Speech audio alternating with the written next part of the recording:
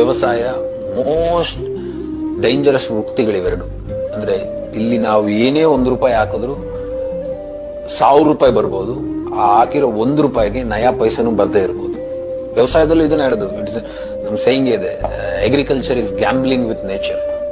ವ್ಯವಸಾಯ ಅನ್ನೋದು ಪ್ರಕೃತಿ ಜೊತೆಗೆ ಆಡುವ ಜೂಜಾಟ.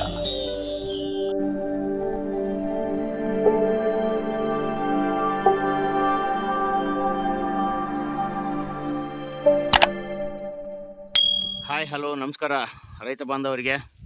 ನಾನು ನಿಮ್ಮ ಪ್ರೀತಿಯ ಆದಿ. ನನ್ನ ಯೂಟ್ಯೂಬ್ ಚಾನಲ್ಗೆ ಎಲ್ಲರಿಗೂ ಸ್ವಾಗತ ಕೋರ್ತಾ ಇದ್ದೀನಿ.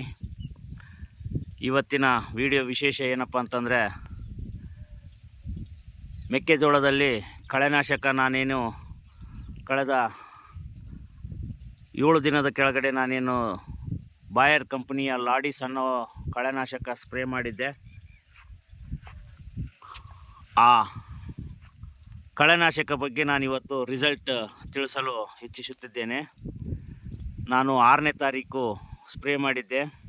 ಇವತ್ತು 14ನೇ ತಾರೀಕು, ಅಂದರೆ ಸರಿಯಾಗಿ 8 ದಿನ ಆಯಿತು. ಆ 8 ದಿನದಲ್ಲಿ ರಿಸಲ್ಟು ಹೇಗಿದೆ ಅಂತಂದರೆ, ನಾನು ಬಾಯರ್ ಕಂಪ್ನಿಯ ಲಾಡಿಸ್ಗೆ ಶಭಾಷ್ ಹೇಳಲಿಕ್ಕೆ ಬಯಸ್ತಾ ಇದ್ದೀನಿ. ಕಾರಣ, ಈ ಕಳೆ ಅನ್ನೋದು ನಾಶ ಮಾಡಿದೆ. खत्म, bye bye, tata, good bye, गया।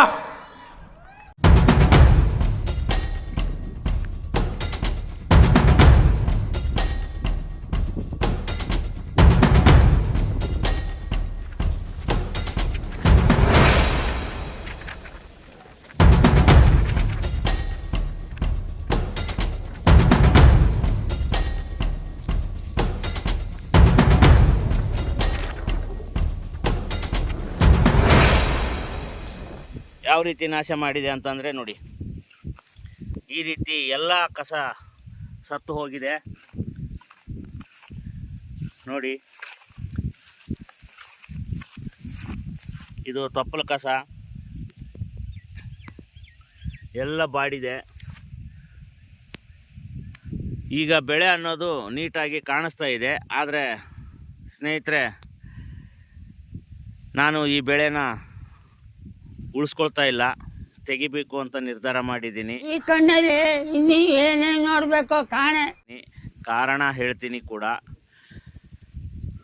ಈ ಕಳೆನಾಶಕ ಬಗ್ಗೆ ಹೇಳಬೇಕು ಅಂತಂದರೆ, ಇನ್ನೂ ಗ್ರೀನ್ ಇದೆ, ಸಂಪೂರ್ಣವಾಗಿ ಏನು ಸತ್ತಿಲ್ಲ. ಬಟ್ ಆದರೂ ಶಬಾಷ್ ಅಂತ ಹೇಳ್ಬೋದು.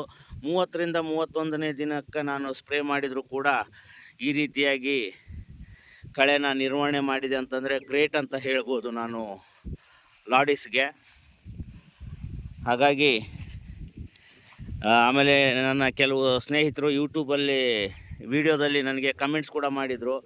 ಡೋಂಟ್ ವರಿ ಬ್ರದರ್, ಅದು ಸಾಯುತ್ತೆ, ಎಲ್ಲ ಸಾಯುತ್ತೆ, ನಾನು ಹೊಡೆದಿದ್ದೀನಿ ಅಂತ ಕಮೆಂಟ್ ಮಾಡಿದರು. ಥ್ಯಾಂಕ್ ಯು ಬ್ರೋ, ನೀವು ಹೇಳ್ದಂಗೆ ಸತ್ತಿದೆ ಕೂಡ ಈ ರೀತಿಯಾಗಿ. ಆದರೆ ಸಂಪೂರ್ಣವಾಗಿ ಸತ್ತಿಲ್ಲ.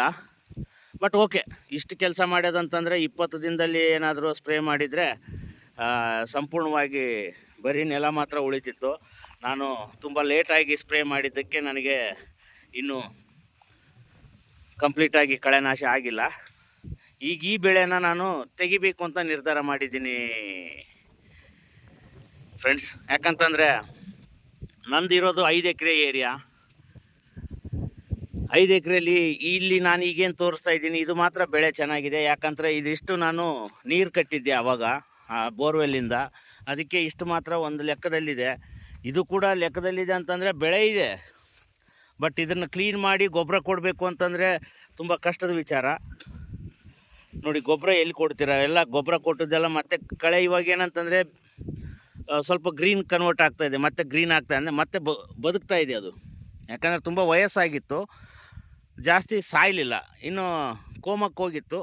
ಮತ್ತು ಇವಾಗ ಮತ್ತೆ ರೆಡಿಯಾಗಿ ಈಗ ಗ್ರೀನ್ ಆಗ್ತಾಯಿದೆ. ಯಾಕಂದರೆ ಈಗೀಗ ಈ ನೆನ್ನೆ ಒಂಚೂರು ಮಳೆ ಬಂತು, ಆಮೇಲೆ ಸ್ಪ್ರೇ ಮಾಡಿದ ಮೇಲೆ ತುಂತುರು ಮಳೆ, ಆವಾಗವಾಗ ಒಂಚೂರು ಮಳೆ ಬಂದಿತ್ತು. ಹಾಗಾಗಿ ಏನು ಮಾಡ್ತಾಯಿದೆ ಅಂತಂದರೆ ಇದು ಮತ್ತೆ ಗ್ರೀನಾಗಿ ಕನ್ವರ್ಟ್ ಆಗ್ತಾಯಿದೆ. ಈಗ ಇದನ್ನು ಕ್ಲೀನ್ ಮಾಡ್ತಾ ಕೂತ್ಕೊಂಡ್ರೆ ನನಗೆ ಮತ್ತೆ ಖರ್ಚು ಜಾಸ್ತಿ. ಆಮೇಲೆ ಈ ಬೆಳೆ ಏನಿದೆಯಲ್ಲ, ಇದು 1 ತಿಂಗಳ ಮೇಲೆ ಆಯಿತು. 7ನೇ ತಾರೀಕಿಗೆ ನಾನು ಬೀಜ ಹಾಕಿದ್ದೀನಿ, ಇವಾಗ 14ನೇ ತಾರೀಕು, ಅಂದರೆ ಸರಿಗೆ 1 ತಿಂಗಳ ಮೇಲೆ 7-8 ದಿನ ಆಯಿತು. ಸೊ 1 ತಿಂಗಳ ಬೆಳೆ ಅಂತಂದರೆ ಇಷ್ಟಿರಬಾರ್ದು. ಎಂಥ ಕಡಿಮೆ ಅಂದರೂ 3ರಿಂದ 4ರಿಂದ 5 ಫೀಟ್ ತನಕ ಇರಬೇಕಾಗಿರೋಂಥ ಬೆಳೆ ಈಗಿನ್ನೂ ಏನಿಲ್ಲ, ನೆಲದಲ್ಲೇ ಇದೆ. ಸೊ ಈಗಾಗಲೇ ಇದಕ್ಕೆ ಒಂದು 8ರಿಂದ 8,500 ಸಾವಿರ ಖರ್ಚಾಗಿದೆ 1 ಎಕರೆಗೆ. ಬೀಜ ಬಂತು, ಉಳುಮೆ ಮಾಡಿದ್ದು ಬಂತು, ಆಮೇಲೆ ಈ ಕಳೆನಾಶಕ ಬಂತು, ನೀರು ಕಟ್ಟಿದ್ದು ಅದು ಇದು ಅಂತೇಳ್ಬಿಟ್ಟು ಎಲ್ಲ ಎಕರೆಗೊಂದು 8ರಿಂದ 8,500 ಸಾವಿರ, 9,000 ಅಂತ ಅನ್ಕೊಂತೀನಿ 1 ಎಕರೆಗೆ. ಈಗ ಇಲ್ಲಿಗೆ ಇದನ್ನು ಕೈ ತೆಕ್ಕೊಂಡ್ರೆ ನಾನು 9,000ದಲ್ಲೇ ಪಾರಾಗ್ತೀನಿ. ಇನ್ನೂ ಒಂದು ಇದಕ್ಕೆ ಪ್ರಯತ್ನ ಮಾಡ್ತೀನಿ. ನಾನು ಇದನ್ನು ಮತ್ತೆ ಉಳಿಸ್ಕೊತೀನಿ ಅಂತಂದು ಖರ್ಚು ಮಾಡೋಕ್ಕೆ ಹೋದರೆ ನನಗೆ ಅಷ್ಟು ಎಕ್ಸ್ಪೆಕ್ಟೆಡ್ ಇಳುವರಿ ಬರಲ್ಲ. ಯಾಕಂದರೆ ಇಲ್ಲೇ ವಯಸ್ಸಾಗಿದೆ ಬೆಳೆಗೆ. 1 ತಿಂಗಳ ಬೆಳೆ ಹೆಂಗಿರಬೇಕು ಆಗಿತ್ತು ಅಂತ ನಾನು ತೋರಿಸ್ತೀನಿ ಕೂಡ, ಮುಂದೆ ಹೋಗ್ತೀನಿ. ಯಾಕಂದರೆ ಇಷ್ಟು ನೋಡಿ, ಈ ಏರಿಯಾ ಒಂದು ಲೆಕ್ಕದಲ್ಲಿ ಇದೆ, ಎಷ್ಟು ಅಂದರೆ ಒಂದು 2 ಫೀಟ್ ಹೈಟ್ ಇದೆ. ಈ ಕಡೆ ಏನೂ ಇಲ್ಲ ಈ ಭಾಗದಲ್ಲಿ, ಕಾರಣ ನೀರು ತೋದಿಲ್ಲ ಇದೆಲ್ಲ. ಸೊ ಈ ಥರ ಬೆಳೆನೇ ಇಲ್ಲ. ಇದನ್ನು ಉಳಿಸ್ಕೊಂಡಾದ್ರೆ ಏನು ಮಾಡೋದು ಅಂತ ನಾನೇನೋ ಒಂದು ಆಪ್ಷನ್ ತೊಗೊಂಡೆ. ಲಾಡಿಸ್ ಹೊಡೆದು ನೋಡಿದರೆ ಏನಾದರೂ ಬೆಳೆ ಎದ್ದು ಕಾಣಿಸುತ್ತೇನೋ, ಆವಾಗ ನಾನು ಉಳಿಸ್ಕೋಬೋದೇನೋ ಅಂತ ಅನ್ನಿಸ್ತು. ಬೆಳೆ ಏನೋ ಎದ್ದು ಕಾಣಿಸ್ತಾ ಇದೆ, ಬಟ್ ಗ್ರೋತ್ ಇಲ್ಲ. ಯಾಕಂದರೆ ವಯಸ್ಸಾಗಿದೆ. ಈ ಥರ ಬೆಳೆನ ಉಳಿಸ್ಕೊಂಡ್ರೆ ನನಗೆ ಲಾಸೇ. ಯಾಕಂದರೆ ಇನ್ಮೇಲೆ ಖರ್ಚು ಮಾಡಬೇಕಾಗತ್ತಲ್ಲ. ಇಡೀ ಹೊಲ ಎಲ್ಲ ಇದೇ ಥರ ಇತ್ತು ಅಂತಂದರೆ ನಾನು ಉಳಿಸ್ಕೋಬೋದಾಗಿತ್ತು. ಈ ಥರ ಇಲ್ಲ ಬೆಳೆ, ಆ ಕಡೆ ಮಡಿ ಅಂತೂ ಏನೂ ಇಲ್ಲ. ಹಾಗಾಗಿ ನಾನು ಇದನ್ನು ಉಳಿಸ್ಕೊಳ್ಳೋದನ್ನು ಬೇಡ ಅಂತ ನಿರ್ಧಾರ ಮಾಡಿದ್ದೀನಿ. ನಿಮಗೇನು ಅನಿಸುತ್ತೋ ನಿಮ್ಮ ಕಮೆಂಟ್ಸ್ ಮುಖಾಂತರ ತಿಳಿಸಿ. ನೋಡಿ, 1 ತಿಂಗಳ ಬೆಳೆ ಅಂತಂದರೆ ನನಗೆ ಇಷ್ಟು ಇರಬೇಕಾಗಿರೋಂಥ ಬೆಳೆ ಇದು ಮಿನಿಮಮ್. ನೋಡಿ ಈ ರೀತಿ 1 ತಿಂಗಳ ಬೆಳೆ ಇದು. ಅಂದರೆ ಸರಿಗೆ ಏನಿಲ್ಲ ಅಂತಂದರೆ 3ರಿಂದ 4 ಫೀಟ್ ಇದೆ. ಸ್ಟೆಮ್ ಕೂಡ ನೋಡಿ ಎಷ್ಟು ದಪ್ಪ ಇದೆ. ಸೊ ಈ ಥರ ಬೆಳೆ ಇತ್ತು ಅಂತಂದರೆ ಮಾತ್ರ ನಾನು ಕಂಪ್ಲೀಟಾಗಿ ಜಮೀನನ್ನ ಉಳಿಸ್ಕೊತಿದ್ದೆ. ಇದಿಷ್ಟು ಏರಿಯಾ ಮಾತ್ರ, ಯಾಕಂದರೆ ಇದೊಂಚೂರು ತಗ್ಗು ಪ್ರದೇಶ ಆಗಿರೋದ್ರಿಂದ ಆ ಕಡೆಯಿಂದ ನೀರು ಬಂದು ಇಲ್ಲಿ ಒಂಚೂರು ಸರಿಯಾಗಿ ನೆನ್ಕೊಳ್ಳುತ್ತೆ ನೆಲ. ಹಾಗಾಗಿ ಈ ಥರ ಇದೆ ಬೆಳೆ. ನನ್ನ ಬೆಳೆ ಇವಾಗ ಈ ಸ್ಟೇಜಲ್ಲಿರೋಂಥ ಬೆಳೆ ಇದು, ಬಟ್ ಆ ಸ್ಟೇಜಲ್ಲಿದೆ. ಈಗ ಉಳಿಸ್ಕೊಳ್ಳೋದೋ ಬಿಡೋದೋ ಗೊತ್ತಿಲ್ಲ. ನಿಮಗೇನು ಅನಿಸುತ್ತೆ ಈ ಬೆಳೆ ನೋಡಿದ ಮೇಲೆ ಉಳಿಸ್ಕೋಬೋದಾ ಅಥವಾ ತೆಗಿಬೋದಾ ಅನ್ನೋದನ್ನು ಕಮೆಂಟ್ಸ್ ಮುಖಾಂತರ ತಿಳಿಸಿ. ಬಟ್ ಇದನ್ನು ಉಳಿಸ್ಕೊಂಡು ಖರ್ಚು ಮಾಡಿದರೆ ನನಗೆ ಲಾಭ ಬರಲ್ಲ. ಈಗ ತೆಗೆದು ನಾನು ಜೋಳ ಬಿತ್ಕೋಬೋದು, ಅಥವಾ ಮತ್ತೆ ಇದನ್ನೇ ಮತ್ತೆ ರಿಪೀಟ್ ಮೆಕ್ಕೆಜೋಳ ಹಾಕ್ಕೋಬೋದು ಮಳೆ ಚೆನ್ನಾಗಾಯಿತು ಅಂತಂದರೆ. ನೋಡಿ, ಈ ಥರ ಇರಬೇಕಾಗಿರೋಂಥ ಬೆಳೆ. ಸರಿಗೆ ಒಂದು ಡೇ 1ನಿಂದ ನನಗೇನಾದರೂ ನೀರು ಕರೆಕ್ಟಾಗಿದ್ದು ಈ ಮಳೆ ಏನಾದರೂ ಸಪೋರ್ಟ್ ಮಾಡಿದರೆ ಈ ಥರ ಇರೋಂಥ ಬೆಳೆ ಈಗ ಏನೂ ಇಲ್ದಂಗಾಗೈತೆ. ಸೊ ನೋಡಿರಿ, ಈ ಥರ ಇಷ್ಟು ಸಣ್ಣ ಸಣ್ಣ ಬೆಳೆನ 1 ತಿಂಗಳ ಮೇಲೆ 8 ದಿನದ ಬೆಳೆ ಇದು. ಇಷ್ಟು ಸಣ್ಣ ಬೆಳೆನ ಉಳಿಸ್ಕೊಂಡು ಇದನ್ನು ಗೊಬ್ಬರ ಕೊಡೋಕ್ಕೆ ಕೂಡ ಚಾನ್ಸ್ ಇಲ್ಲ. ಕಳೆ ಏನೋ ಸತ್ತಿದೆ ನೋಡಿ, ಸಂಪೂರ್ಣವಾಗಿ ನೀಟಾಗಿ ಸತ್ತಿದೆ. ಆದರೆ ಉಳಿಸ್ಕೋಬೇಕು ಅಂತಂದರೆ ಇದಕ್ಕೆ ಖರ್ಚು ಮಾಡೋಕ್ಕಿಲ್ಲ. ಅಲ್ಲೊಂಚೂರು ಚೆನ್ನಾಗಿದೆ ಬೆಳೆ. ಈ ಕಡೆ 2 ಮಡಿ, ಅಂದರೆ ಇದು 2-2.5 ಎಕರೆ ಪ್ಲಾಟ್ ಇದು. ಇದರಲ್ಲಿ 50% ಚೆನ್ನಾಗಿದೆ, 50% ಚೆನ್ನಾಗಿಲ್ಲ. ಇಲ್ಲಿ ನಾನು ಇಲ್ಲಿ ಓಕೆ, ಇಲ್ಲಿಂದ ಲೆಫ್ಟ್ ಸೈಡಲ್ಲಿ ಏನಿದೆ ಇದು ಬೆಳೆ ಪರವಾಗಿಲ್ಲ. ರೈಟ್ ಸೈಡಲ್ಲಿರೋಂಥ ಬೆಳೆ ಏನೂ ಇಲ್ಲ. ಸೊ ಇದು 2.5 ಎಕರೆ ಪ್ಲಾಟು, ಇದನ್ನು ಅರ್ಧಂಬರ್ಧ ಆಗಿದೆ. ಆಮೇಲೆ ಈ ಕಡೆ ನೋಡಿ, ಎಲ್ಲ ಸತ್ತೋಗಿದೆ, ಬಟ್ ಬೆಳೆ ಇಲ್ಲ. ಕಳೆ ಎಲ್ಲ ಸತ್ತೋಗಿದೆ, ನೀಟಾಗಿ ನೋಡಿ ಹೆಂಗೆ ಕಾಣಿಸ್ತದೆ, ಬಟ್ ಬೆಳೆ ಇಲ್ಲ ಒಳಗಡೆ. ಯಾಕಂತಂದರೆ ವಯಸ್ಸಾಗಿಬಿಡ್ತು. ಆಮೇಲೆ ಬೆಳೆ ಕೂಡ ಅಲ್ಲೇ ಎಲ್ಲ ಒಣಗೋಯ್ತು. ಆಮೇಲೆ ಆ ಕಡೆದೊಂದು ಪ್ಲಾಟ್ ಇದೆ, ಇವೆರಡೂ ಸೇರಿ 2.5 ಎಕರೆ ಆಗುತ್ತೆ. ಇದೊಂದು ಪ್ಲಾಟು 2.5 ಎಕರೆ, ಅಂದರೆ 5 ಎಕರೆಯಲ್ಲಿ ನಾನು ಇವಾಗ ಸರಿಗೊಂದು 40ರಿಂದ 45 ಸಾವಿರ ಖರ್ಚಾಗಿದೆ ಅಂತ ಅನ್ಕೊಂತೀನಿ. ಈಗ ನಾನು ಇದನ್ನೇನಾದರೂ ಉಳಿಸ್ಕೊಂಡು ಪ್ರಯತ್ನ ಮಾಡಬೇಕು ಅಂತ ಅನ್ನೋಕ್ಕೂ ಕೂಡ ಬೆಳೆ ಇಲ್ಲ ನನಗೆ ಹೊಲ ಜಮೀನಲ್ಲಿ. ಈ ಥರ ಬೆಳೆ ಇತ್ತು ಅಂತಂದರೆ ನನಗೆ ಉಳಿಸ್ಕೊಂಡು ಆರಾಮಾಗಿ ಇದನ್ನು ಬೆಳೆಸ್ಕೋಬೋದಾಗಿತ್ತು ಅಟ್ಲೀಸ್ಟು. ಬಟ್ ಬೆಳೆ ಇಲ್ಲ. ನಾನು ಇದನ್ನು ತೆಗಿಬೇಕು ಅಂತ ಅಂದ್ಕೊಂಡಿದ್ದೀನಿ. ನಿಮ್ಮ ಅಭಿಪ್ರಾಯನ ಕಮೆಂಟ್ಸ್ ಮುಖಾಂತರ ತಿಳಿಸಿ ಫ್ರೆಂಡ್ಸ್, ಏನು ಮಾಡಬಹುದು ಅಂತ. ಯಾಕಂದರೆ ಈ ಥರ ಇತ್ತು ಅಂತಂದರೆ ನಾನು ಮುಲಾಜಿಲ್ದಂಗೆ ಉಳಿಸ್ಕೋಬೋದಾಗಿತ್ತು, ಒಳ್ಳೆ ಇಳುವರಿ ಕೂಡ ತೆಗಿಬೋದಾಗಿತ್ತು. ನೋಡಿ ಎಷ್ಟು ಪೌಷ್ಟಿಕವಾಗಿ ಐತೆ ನೋಡಿರಿ ಬೆಳೆ. ಈ ಥರ ಇರಬೇಕಾಗಿರೋಂಥ ಬೆಳೆ ಇದು. ಯಾಕಂದರೆ ಕರೆಕ್ಟು ಇದಕ್ಕೆ ದಿನ ಇದು, ಈ ದಿನದಲ್ಲಿ ಇಷ್ಟು ದಿನದಲ್ಲಿ ಹಿಂಗೆ ಇರಬೇಕಾಗಿರೋಂಥ ಬೆಳೆ ಇದು. ಬಟ್ ಜಮೀನಲ್ಲಿ ಬೆಳೆ ಇಲ್ಲ. ಕಾರಣ ಈ ಮಳೆ. ಈ ವರ್ಷ ಮಳೆ ನಮ್ಮ ಭಾಗದಲ್ಲಿ ಅಷ್ಟೇ ಅಲ್ಲ, ಪ್ರತಿಯೊಂದು ಭಾಗದಲ್ಲಿ ಕೂಡ ಕೇಳ್ತಾ ಇದ್ದೀನಿ. ನಮ್ಮ ರಾಯಚೂರು ಜಿಲ್ಲೆಯಲ್ಲಿ ಎಲ್ಲೂ ಮಳೆಯಿಂದ ತೃಪ್ತಿಕರವಾಗಿರಕ್ಕಂಥ ಬೆಳೆ ಇಲ್ಲ. ಯಾಕಂದರೆ ಹತ್ತಿ ಹಾಕಿರ್ತಕ್ಕಂಥ ರೈತರು ಕೂಡ ಗೋಳಾಡ್ತಿದ್ದಾರೆ.